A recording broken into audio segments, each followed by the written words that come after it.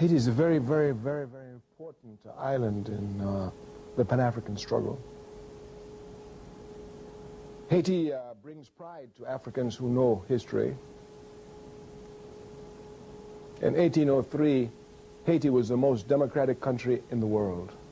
It was the only country in the world that did not allow slavery on its borders. The only country in the world in 1803. Once you properly understand this history, because you know these capitalist pigs have such a way of making it appear as if we've never done anything as Africans. We don't know democracy.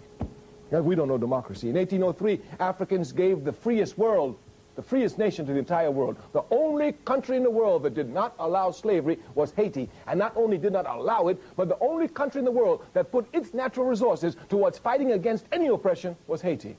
Simon Bolivar, who liberated South America, anyone who knows the history knows it was Haiti that gave him the money, outfitted him with ships to start the struggle. And the Haitians demanded only one thing of Bolivar: when you free Venezuela, when you free Colombia, when you free Argentina, when you free Peru, free the slaves. The only condition of which they required of Simon Bolivar. This is history. You can't hide the truth, and if you know your history, you look for history, you will find it. You can imagine the threat that that Haiti imposed upon America since 1803. There was nothing that American imperialism. One other thing I must tell you. From this period, 1803, Haiti fought every major European power, the Americans, the French, the Spanish, the Germans, the Portuguese, all of them, trying to bring Haiti down, and not one of them could make Haiti renege on her democratic principles.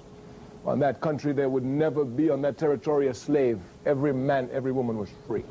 You just make it to Haiti and you're free, no slavery. Everywhere else there was slavery, everywhere else. In the great America, they were, let's not talk about that. So anyway, you could imagine the threat that Haiti posed. American imperialism, all of its life, had only one objective: to bring those slaves back onto the plantation. There was only one objective: bring those slaves back to the plantation. And America, France, all of them could not bring Haiti back to the plantation. Even after slavery was made illegal throughout the Western Hemisphere and was even abandoned and emancipation proclamations were read everywhere, Haiti continued to be the guiding inspiration for Africans throughout the Western Hemisphere. It was not until 1915 that American imperialism could put the heels of the Marines on Haiti, install Papa Doc, a scum of our race, one who would bow down to the wishes of imperialism and rape his people without the slightest mercy. And since then, that's where Haiti has been, and that's where it is to this day.